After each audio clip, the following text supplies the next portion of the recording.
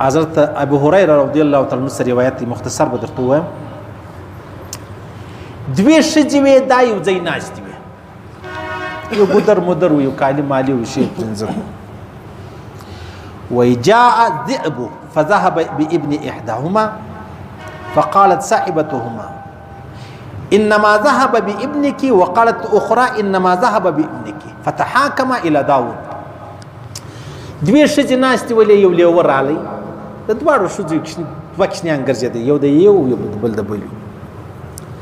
نو یو لیوه رالی، یو کوچنی یې ویې چې ویې وړئ دلته یو کوچنی پاته سولو، نو به یوې ښځې ول زما هغه پاته سو، بل ول زما هغه پاته سو، یوې به چم کوئ یا بله به رښتیا وله.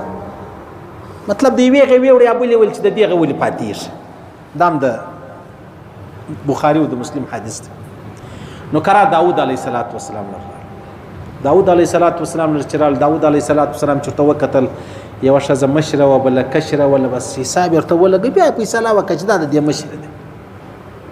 خو خیر فیصله ده د ځانه وکړله، وحي نه وي ورته سوي د الله له جانبه. دا ښځې بیا فیصله خو نه منل کېدله، یا نو مشرې ته دې ولې ورکړي. کرا بیا راغله سلیمان علیه السلام. سلیمان علیه السلام خو نو بیا د داود علیه السلام زوی ولو، هغه هم نبي و، باچا و د ګرد دنیا. دا ټول مرغان، دا ټول پرندگان د ده ما تحتو، د ده پابنده و، د ده خادمانو. دی به راتلی هغه شام مصر کې اوسېدی، د ده نو غټ تخت و. ابن کثیر مولوي صاحب فرمایي 6 لکه خالي کرسۍ پر پرتې وي، 6 لکه، لکه زموږ تجازونه دي 600 کسان کې ځایېږي، د دغه 6 لکه کرسۍ پر پرتې وي. پر سر به مرغان روان و، سایه به ورباندې کړې وله. نو دی به دغه وطن څخه به سهار را روان سول، مطلب غرمه به دلته کابل ته راورسول. په کابل کې به ډوډۍ موډۍ شی مې وخوړله، بیا به قیلوله وکړله، بیا به بېرته مازدیګرۍ خواته روان سو، ماښام نه به ورسېد. نو څنګه تخت و، چیرې روان و، په زرو کیلومتره دی. خو د دې څه دا معلومه سوه چې کابل جان چې دی هغه د ډېره وخت، کابل د اوس کیسه نه ده.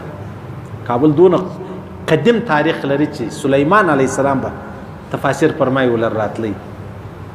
کابل د هغه وخته څه دی، نو څه کوي چې اوس نظر سوی دی، د چا پر پیرزو کېږي نه، د چا پر ربلیږي نه، چا ته خندا خوند نه ورکوي، چا ته ښه ورځ خوند نه ورکوي، ګرد جهان په دې انتظار. حالانکې کابل خو اوس داسې فلحاله داسې دی لکه یعنې چې یوه ذره یو شی نسته.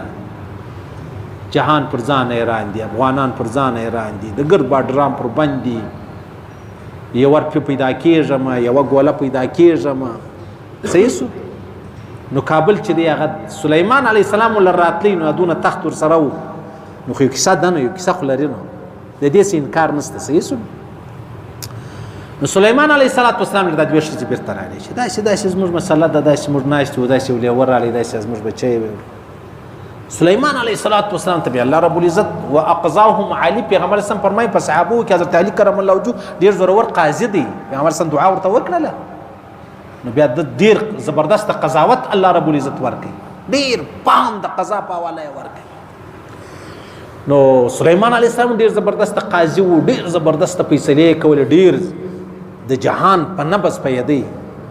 یو ورځ ناستې بیان کوي، نو یو غلا سوې وله. چې غلا سوې وله، نو اوس دا نه معلومېږي چې غل څوک دی. سلیمان علیه السلام ته ګرده خلک ناستې بیان ورته کوي، وایي د کم چا پر سر باندې چې بړکه د غلا هغه کړې ده، هغه غل دی.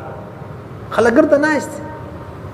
قرار یو سړی چې کم غل هغه دی پټ سر له لاس ورواچوي، بړکه رالي.